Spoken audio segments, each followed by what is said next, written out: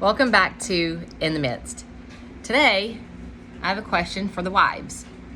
Are you a crown? Are you a crown to your husband?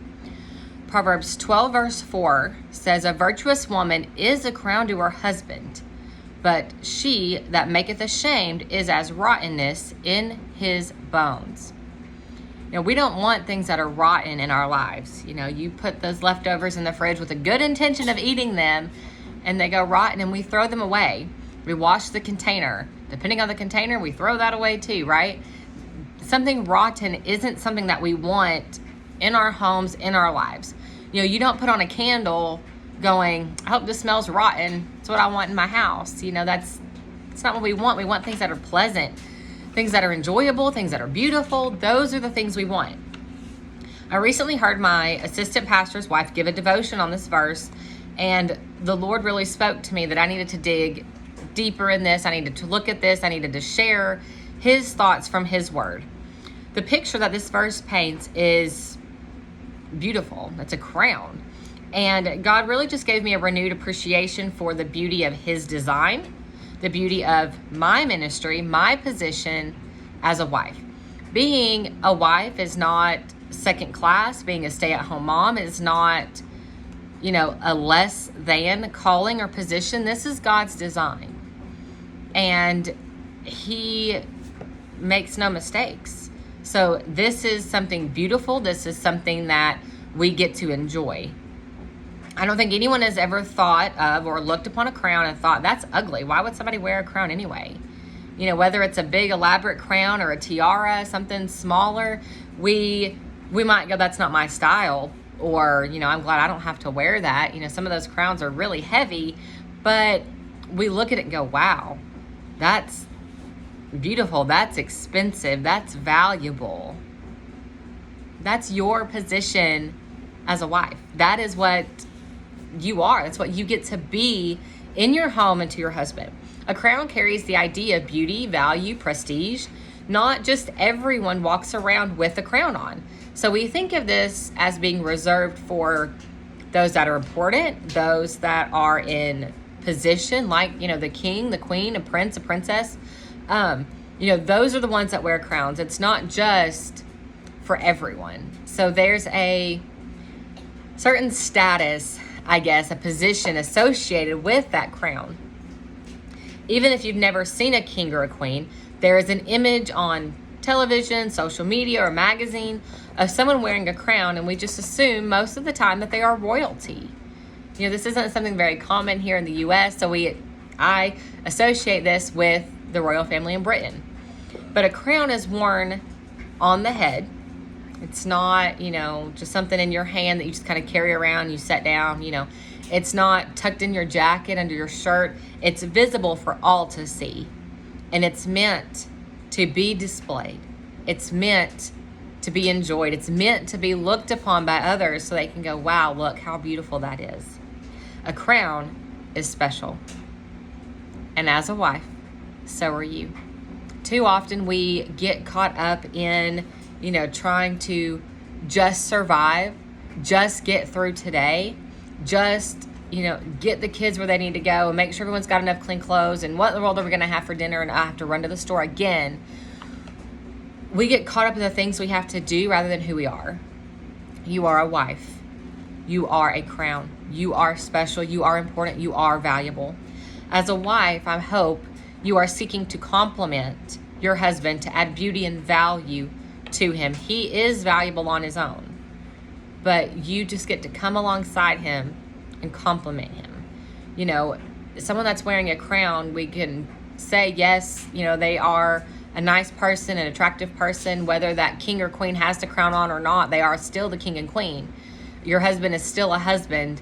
He's still the leader of the home, with or without you adding this beauty.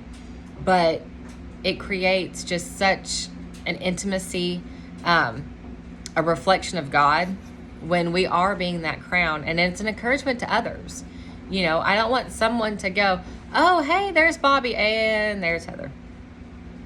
I don't want someone to, want one without the other because I'm not completing him the way that I should.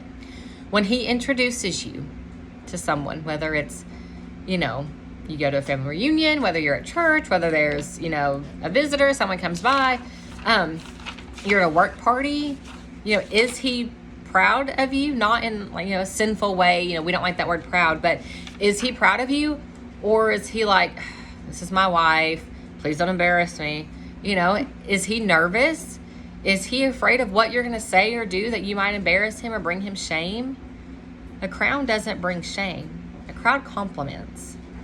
If you are out in public or fellowshipping with a group of people, is he on edge about something that you might say or share?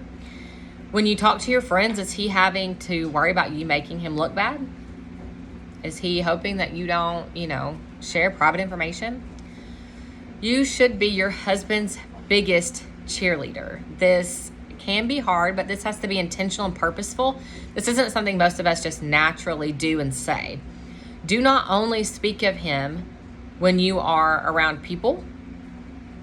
You can have normal conversations, but you should not be talking about him negatively to others. It's easy to go to your best friend, your mom, your sister, and complain, that he never unloads the dishwasher and he doesn't even know where the vacuum is. But what about the good? There is good there. There are good things that your husband does and offers and helps with, and we have to learn to focus on that. How would you feel if he only said negative things to his friend about you, and he was like, she always, says stupid things, or her jokes are never funny, or, she never wants to go with me anywhere. He never talks about how well you keep the home and, how well you take care of him and dinner's prepared every night. He only looks at the negative. It's not going to build your marriage. That's not going to make you want to do more for him. Being virtuous, Proverbs 31 talks about that virtuous woman, being a crown, a compliment, a completer, a helpmeet to your husband. This is more than physical purity. We tend to put that purity, that virtuousness on teenagers, but it's not just for teenagers, it's for all of us. It is being morally good, practicing moral duties, abstaining from vice. Vice is a spot or a defect, a fault, a blemish. This is not demanding perfection. Perfection can't be obtained, but this is just behaving in a way that is publicly acceptable, not drawing attention to yourself, not being in blatant sin.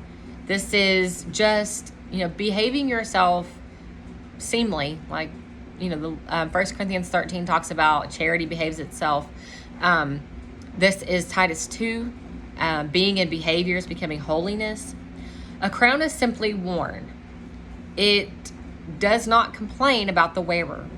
It's just there. Its only job is to be beautiful and be visible. It does not complain about the wearer. It does not complain about their actions. It does not complain about their choices. It adds beauty to the wearer, and that is it. Even if you think my husband doesn't do anything worthy of me complimenting or bragging on him about or thanking him for, he does.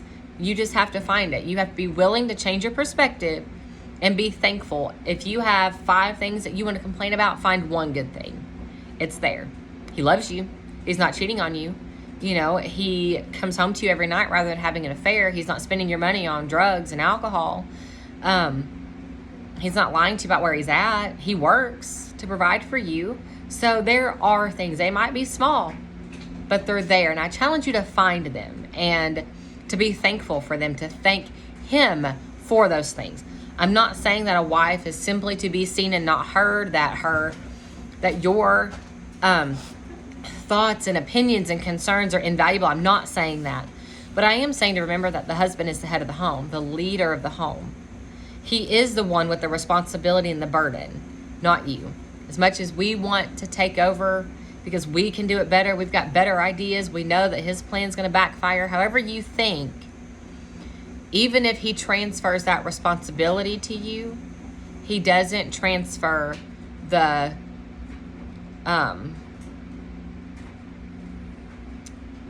it's not the responsibility. He transfers the authority to you to get something done. He doesn't transfer that responsibility. He is still held responsible to make sure it got done, to make sure it got done the way that he wanted, to make sure it got done the way God wanted it to be done. My husband gives me the authority to pay the bills. He's at work, I'm home. We talk about the bills, but I'm the one that physically carries out the responsibility of paying them. But if they don't get paid, that responsibility is on him. You know, if they come and turn off the lights, no one says, Heather, why'd you let the lights get turned off? It's, Bobby, why'd the lights get turned off, man? What's going on? So he has that responsibility, whether I've carried it out or not. If it blows up or if it works out well, it's on him. So we work together. You know, he says, thank you for getting this done, for, you know, helping me out and taking care of the errands and the bills and the grocery shopping and all that. But if there's no food in the house, everyone's going to say, Bobby, why is there no food in the house? It's not, Heather, why is there no food in the house? So there's a responsibility. Responsibility and authority are a little different. You have been given a beautiful, necessary, encouraging position as a wife. No one else is a crown. Your children aren't a crown to your husband. Your husband is not a crown to you. He's not a crown upon himself. You have been given this position. I hope that you will learn to see that for the blessing it is, even on the hard days, even when you think there's nothing good about today or about what my husband's doing. There is. But just the opposite is also real and detrimental. The Bible says that she that maketh ashamed is as rottenness in his bones. Ow. Something in your bones, that's as deep as you can get. This isn't, you know, a small little scab on the outside of your hand. This is deep. This is the innermost of your being. This is a problem that is deep and it affects everything. You know, if you've got bone marrow cancer, if you've got a biopsy that needs to be done, that's deep and that is spread throughout your whole body. It's not isolated to just one small section. This is a problem that takes time to fix. It takes invasive things to take care of and get it out. Think of someone, you know, with that cancer, it's embedded in their body. It takes long, rigorous treatments to fix. This isn't a one, you know, light, small dose of chemo and 24 hours later you're cancer free. That's not how this works. It's not surface level. This is how you're affecting your husband. This is what you're doing. If you are being that rottenness in his bones, you're not being a crown. You're a disease. You're destructive. You are one flesh. When you are behaving like this, it doesn't just affect him, it's affecting you as well. You are shaming yourself as well as along with your husband. Your actions and attitude affect him personally. They affect how others see him. They affect the ministry that he is allowed to have. He can be the most upstanding, godly man. But if you're gossiping, if you're lying, if you're causing strife and division among your friends, family, and church, he can't even be a deacon. He qualifies, but you don't. And because you don't, he doesn't. You know, this is not just my sin affects me and no one else. If you are not a godly woman, he is not allowed to take the office of a deacon if it's presented to him, and this is a big burden to bear. I do not ever want to be the cause of my husband not being able to serve God, to not be able to counsel someone else, to be a help to someone else, because when they look at him, they go, Bobby could, but we really don't want Heather to come. That's shameful. That's embarrassing. That is being a burden to him that I shouldn't be. I'm not to be a burden, something that he has to carry around, that weighs him down, that stresses him out. I'm to be a crown, something that he gets to enjoy and go, I'm so glad I have this. That's what I get to be, and that's a choice that only I get to make. Doesn't matter how much he begs and asks and prays for me to be that crown. If I'm resisting that, no one else can change that. That's a heart condition that I have to deal with.